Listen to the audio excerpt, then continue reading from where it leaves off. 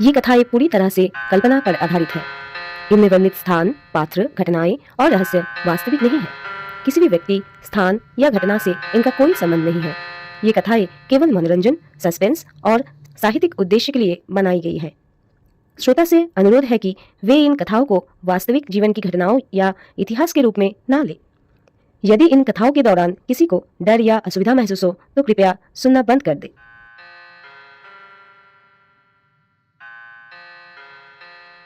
Swiss Alps की ऊंचाइयों में एक सड़क थी जो नक्शों में नहीं मिलती थी। बर्फ से ढकी चोटियां, चीर के पेड़ और बीच में सेंट हाइलबर्ग अस्पताल।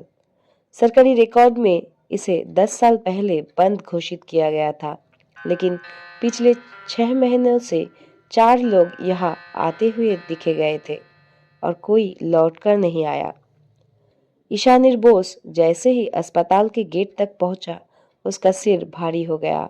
ऊंचाई पर दिमाग अलग तरह से सोचता है। यह सांसें भी थोड़ी सच्ची लगती है। दरवाजा खुद ब खुद खुला। अंदर दवाइयों की गंध नहीं थी, वहां यादों की बदबू थी।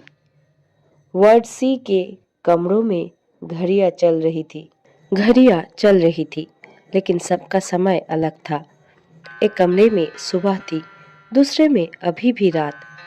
ईशानीर ने समझ लिया, ये जगह वक्त से नहीं, मन से चलती है। रिकॉर्ड में यहाँ के सभी डॉक्टर स्थानांतरित बताए गए थे, लेकिन बेसमेंट में ईशानीर को सर्जिकल नोट्स मिले, ताज़ा। किसी ने लिखा था, मरीज नहीं टूट रहा, पिता की याद काम नहीं कर रही। ईशानीर की उंगलियां कागज पर जम गई। ये प्रोजेक्ट इको था। ऑपरेशन थिएटर में एक आदमी बैठा था, सफेद कोट, पीठ ईशानीर की ओर। उसने बिना मुड़े कहा, तुम देर से आए हो ईशानीर। आवाज पहचानी हुई थी, डॉक्टर मार्टिन हेलब्रुक। हेलब्रुक बोला, बाहर शोर नहीं करते, इसलिए यहाँ दिमाग साफ सुनाई देता है।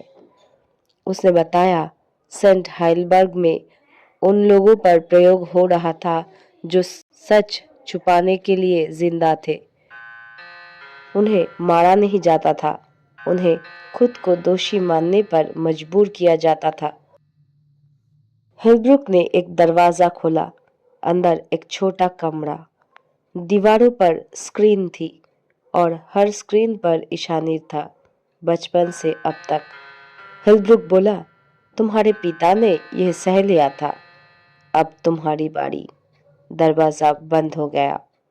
कमरे में ईशानीर की ही आवाज गूंजने लगी, तुम उन्हें बचा नहीं पाए, तुम ही वजह हो। उसने आंखें बंद की। रायन का कुंड, शीशों का शहर, कमरा 317, हर केस उसकी परीक्षा था। उसने धीरे से कहा, मैं दोषी नहीं हूं। और पहली बार आवाजें कमजोर पड़ी। ईशानीर ने फायर अलार्म तोड़ा। ऊंचाइयों पर अलार्म सिर्फ आवाज नहीं, दबाव बदल देता है। वार्ड सी के दीवारें दरकने लगी। हेलब्रुक भागा, लेकिन पहाड़ भागने नहीं देते। सेंट हाइलबर्ग बर्फ में दब चुका था। सरकारी बयान आया, पुरानी इमारत का स्वाभाविक ढहना। ईशानीर नीचे खड़ा था।